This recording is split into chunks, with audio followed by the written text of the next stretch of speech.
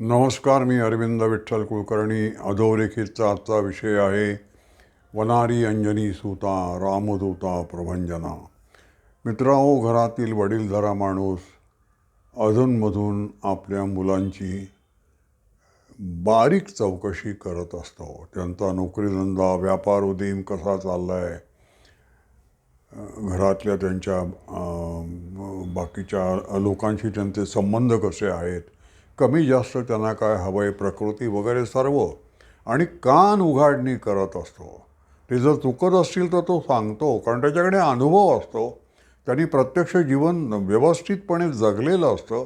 त्यामुळे मुलं आपली व्यवस्थित असावीत, योग्य मार्गानं चाललेली असावीत आणि त्यांना काही अडचण येऊ नये भविष्यामध्ये, म्हणून तो बारीक बारीक काळजी घेत असतो. कुटुंब संस्था टिकली पाहिजे, वंश वाढला पाहिजे आणि कोणाला कसली अडचण येता कामा नये अशी काळजी असते त्याच्या संबंधामध्ये.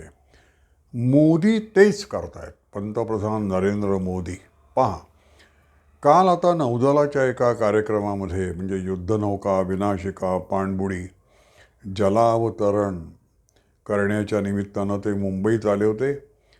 आणि त्यानिमित्तानं मग नौदलाच्याच प्रांगणामध्ये महाराष्ट्राचे मंत्री आणि महाराष्ट्राचे महायुतीचे आमदार यांचा त्यांनी जवळजवळ वर्गच घेतला, सुसंवाद साधला. काय त्यांचं चुकतं आहे, काय बरोबर आहे, त्यांना अधिकार आहे, त्या अधिकारात ते सांगत होते. ते असं म्हणाले की तुम्ही आता आमदार झालात, मंत्री झालात, त्याचा बडेजाव मिरवू नका, साधे राहा. आता मोदी साधे राहा म्हणतात, तेव्हा बावळट राहा असं मोदी कधीही म्हणणार नाहीत, हे लक्षात ठेवा. कारण मोदी स्वतः कधी अत्यंत व्यवस्थित त्यांचा पेहराव, त्यांचं बोलणं चालणं आणि काळाचं भान, आणि त्यामुळे मोदी हा आदर्श लोकप्रतिनिधी त्या दृष्टीनं आहे. त्यामुळे ते साधरा म्हणजे बावळटरा असं नाही म्हणायचे. त्यांना काय म्हणायचे?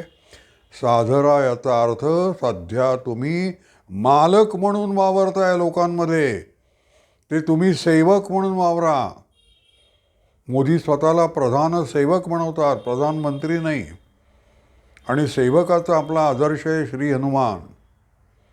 भीमरूपी महारुद्रामध्ये वनारी अंजनी सुता रामदूता प्रभंजना. तू अंजनी सूत आहेस, तुझ्या मतदारसंघाचा तू सूत आहेस, पुत्र आहेस, प्रतिनिधी आहेस. पण तू जेव्हा लोकांची कामं करायला बाहेर पडतोस तेव्हा तू रामदूत होऊन बाहेर पडलं पाहिजे. रामदूत म्हणजे राम हा आदर्श आहे सर्व विषयामध्ये. तर ते आदर्शत्व डोक्यावर घेऊन, हृदयात घेऊन, रामाचा दूत म्हणून तू बाहेर पडलं पाहिजे. का? कारण आपल्याला प्रभंजन करायचं आहे, विचाराचं प्रभंजन करायचं आहे. त्याला भरपूर सहनशक्ती लागणार आहे, भरपूर सामर्थ्य, भरपूर बळ, भरपूर विचार, भरपूर बुद्धिमत्ता खर्च करावी लागणार आहे. तर ती मारुतीसारखं तुम्ही जगा. मारुती हात जोडून उभा असतो. रामाने आज्ञा करायची खोटी, तिथे काम तो पूर्ण करतो. तसं तुम्ही लोकांच्या जीवनामध्ये राम शोधला पाहिजे आणि लोकांना सुखी करण्यासाठी, लोकांना सर्व साधन सामुग्रीनिशी युक्त करण्यासाठी, संपन्न करण्यासाठी तुम्ही कष्टलं पाहिजे, स्वतःचा जीव कष्टवला पाहिजे, हे मोदींना सांगायचं आहे. म्हणून बडेजाव मिरवू नका, साधं राहा असं ते म्हणत आहेत. मोदी आणखीन काय म्हणाले? आणि आता साधं राहा, आणि त्याचा एक किस्सा सांगतो मी. पण मोदी असं म्हणाले की तुमची प्रतिमा महत्त्वाची आहे, पैसा हा महत्त्वाचा नाही आहे. गेल्या कित्येक वर्षामध्ये महाराष्ट्रामध्ये लोकप्रतिनिधी आणि सर्वसामान्य जनता यांच्यामध्ये पुष्कळ अंतर पडलं आहे. लोकांना हल्ली आपल्या प्रतिनिधीला भेटताना सुद्धा एक दडपण असतो, तो आपलाच माणूस आहे असं नाही वाटत.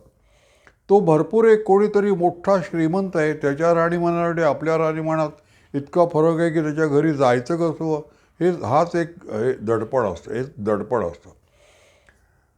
5 वर्षामध्ये त्याच्या राहणीमानात बदल होतो. त्यामुळे लोकप्रतिनिधित्व हा एक धंदा झाला आहे, हा एक व्यवसाय झालेला आहे.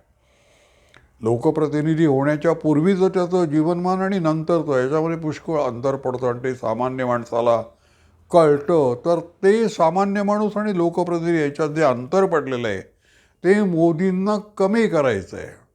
म्हणून ते म्हणाले पैशाच्या मागं लागू नका. महाराष्ट्रातलं राजकारण हे पैशाचं राजकारण झालेलं आहे, ते नको आहे.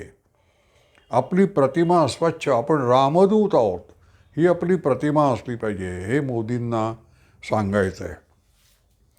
मी पूर्वीच्या काळात माझा अनुभव असा आहे की मी ज्यावेळेला विधानसभा त्याचं वार्तांकन करत असे त्यावेळेला जे लोकप्रतिनिधी होते, शेका पक्षाचे कारखानीस होते, कृष्णराव धुळप होते, दोणगे होते, हे प्रत्यक्ष घटनास्थळी जाऊन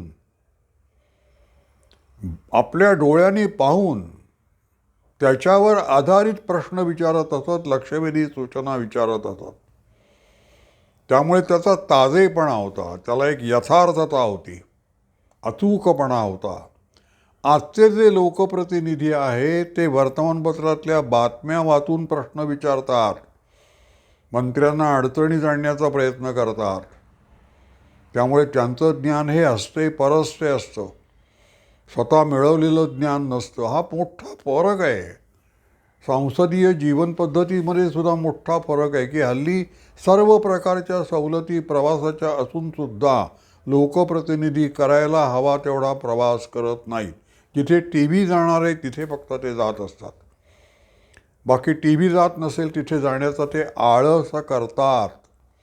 तर हे मोदींना खटकत आहे. तर ते त्या भाषेत न बोलता ते वेगळ्या भाषेत सांगतायत.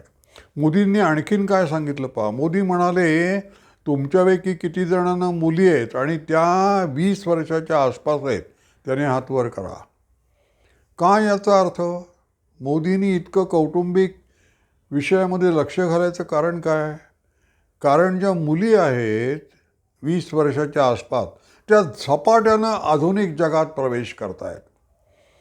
अशा वेळेला त्यांची जी पाळंमुळं आहेत, त्यांचा जो भूतकाळ आहे, परंपरा आहे, त्यांच्याशी त्यांचा संबंध राहणार की नाही, आणि राहणार असेल तर कोण ठेवणार आहे तो संबंध अतूट? ते काम वडिलांनी करायचं आहे. मग तुम्ही आमदार आहात, खासदार आहात, नंतर आधी पहिल्यांदा तुमचं घर टिकवा, मुलीशी संवाद साधत राहा. मुलीला डिप्रेशन येणं म्हणजे काय? डिप्रेशन येण्याची पाळीच येणार नाही. सारखा संवाद राहिल्यानंतर मुलीचे पाय, मुलीला एक असे आश्वस्त असते ती की आपल्या मागे कोणीतरी आहे. वडील हे तिचे देवच असतात त्या काळामध्ये. तो वडील हे मित्रासारखे असे चौकशी करत राहा, संवाद साधा. आपल्या मुलाबाळांना एकटं पडू नका, कारण इतक्या मोठ्या प्रमाणावर वैचारिक आणि एकंदर ज्ञानाचं आक्रमण होतं आहे, तर माणूस भांबावून जातो त्या वयामध्ये. तर अशा वेळेला एक पक्क असा खुंटा रोवून घरामध्ये तुम्ही ते व्हा. तर मोदी कुटुंब व्यवस्था टिकवण्याच्या दृष्टीनं सांगतायत. तिन्ही या महायुतीमध्ये जे 3 पक्ष आहेत त्यांचा समन्वय कसा साधला पाहिजे, श्रेयभोजन सारखं मधून व्हायला पाहिजे. तुम्ही एकाच कुटुंबातले घटक आहात अशा पद्धतीनं राहा. भांडणं आणि पदांसाठी तुम्ही एकत्र आलेले नाही आहात, सेवेसाठी एकत्र आलेले आहात, असं मोदी सारखं सांगतायत. आणि मग आसनं आणि प्राणायाम वगैरे हे मोदींनी सांगितलं. याचा अर्थ मोदी तुम्हाला आता सोडणार नाहीत. तुमच्या सगळ्या गोष्टींची, तुमच्या शरीर स्वास्थ्याची सुद्धा. पहा तुम्ही आता पुढच्या काही महिन्यामध्ये महाराष्ट्र विधानसभा ठराविक अंतरानं आसनांचे वर्ग घेते की नाही आमदारांसाठी. आसनं, प्राणायाम, सगळं श्वसन, सगळे व्यवहार हे मोदी सांगून ते करवून घेतील, इतकं मोदींचं बारीक सगळ्या गोष्टीमध्ये लक्ष आहे. मारुती स्तोत्र मी म्हटलं, त्याच्यात एक ओळ अशी आहे, वाढता वाढता वाढे भेदिले शून्य मंडळा. तर तुम्ही रामाचे दूत होता, त्यावेळेला आमदार खासदार होता म्हणजे रामाचे दूत होता. तर तुम्ही एकंदर समाज कसा आहे याचं बारकाईनं निरीक्षण करत गेलं पाहिजे आणि सगळा समाज तुम्हाला त्याचं नीट आकलन, सामाजिक समस्या मोदी या निमित्तानं आणखीन असं म्हणाले की मी पंतप्रधान झालो तेव्हा 90% देश मी पाहिला होता, माझा पाहून झाला होता. आपल्याकडे गोपाळकृष्ण गोखले, स्वामी विवेकानंद यांनी सार्वजनिक जीवनाला सुरुवात करण्यापूर्वी भारत भ्रमण केलेलं आहे आणि समाज जवळून बघितला आहे. तुम्ही जेव्हा संपूर्ण समाज असा जवळून बघताना तेव्हा ती जी आपुलकी निर्माण होते, विविधतेतून एकता म्हणजे काय, ते तुम्हाला भारत भ्रमण केल्यानंतर कळतं की कसे एकमेकाशी पूर्वी संवाद साधत होते लोक. कोणतीही साधनं नसताना सुद्धा सगळे एकमेकाशी. त्यामुळे आपली समाज व्यवस्था कशी घट्ट बांधलेली आहे हे तुम्हाला कळतं. आणि वेगळा एक आनंदभूत आनंद या समाजात आपण जन्माला आलो याचा एक वेगळा दुर्लभम भारत हे जन्म असं म्हणतात ते, त्यासाठी वेगळा आनंद होतो. तो मोदी ते सांगतायत. आणि आत्ता तर आमदार खासदारांना प्रवासाच्या भरपूर सवलती आहेत, तरीसुद्धा ते त्याचा लाभ घेत नाहीत. मोदी त्यांना आठवण करून देत आहेत की तुम्ही सगळा भारत बघा, म्हणजे तुमच्या ज्ञानामध्ये. आणि मग वाढता वाढे अज्ञानाचा जो अंधकार आहे तो सगळा तुमचा असा गळून पडेल आणि तुम्हाला पुष्कळ माहिती होईल समाजाची. तुम्ही रामाचा आणि मारुतीचा आदर्श डोळ्यासमोर ठेवा असं मोदींना सांगायचं आहे. या निमित्तानं मी 1-2 जुन्या गोष्टी सांगतो. काकासाहेब गाडगिळांची मला आठवण येते. मोदीजी म्हणतात बडे जाऊ नको, साधे राहा. साधे राहा म्हणजे बावळट राहा नाही. काकासाहेब गाडगीळ केंद्रात मंत्री होते, पंजाबचे राज्यपाल होते आणि ते सगळं सोडून आल्यानंतर एक साधा नागरिक म्हणून ते राहायला लागले. त्यांचं दादरला मुंबईत अमरिंद मंडळात व्याख्यान होतं तेव्हा मी अगदी वार्ताहर म्हणून अगदी जवळून त्यांना बघितले. त्यांच्या धोत्राला एक मोठा बोक्सा पडला होता. त्यांना काही कमी नव्हतं, पण थोडंसं कमी लक्ष आपल्या राहणीमानाकडे. तो बोक्सा लपवत ते जात होते. इतकं साधे मी काकासाहेब गाडगिळांना बघितले. बरं, काकासाहेब गाडगिळ म्हणजे ऐरागेरा माणूस नव्हे. त्याने आपल्या आत्मचरित्रात असं लिहून ठेवलं आहे की ते केंद्रात मंत्री असताना सुरवार आणि जोधपुरी कोट आणि गांधी टोपी कडक इस्त्रीची घालून ते जेव्हा जायचे मंत्रिमंडळाच्या बैठकीला, तेव्हा नेहरूंना सुद्धा त्यांची असूया वाटायची की अरे आपण स्वतःला सुस्वरूप समजतो, पण हा गाडगीळ आपल्यापेक्षा चांगला दिसतो. असं गाडगीळ लिहून ठेवलेले. असे गाडगीळ साधे सुद्धा राहत होते, पण केवढं तरी मोठं काम ते समाज प्रबोधनाचं करत होते. आणखीन एक उदाहरण तुम्हाला द्यायचं म्हणजे श्रीनिवास शास्त्रींचं उदाहरण मी तुम्हाला देतो.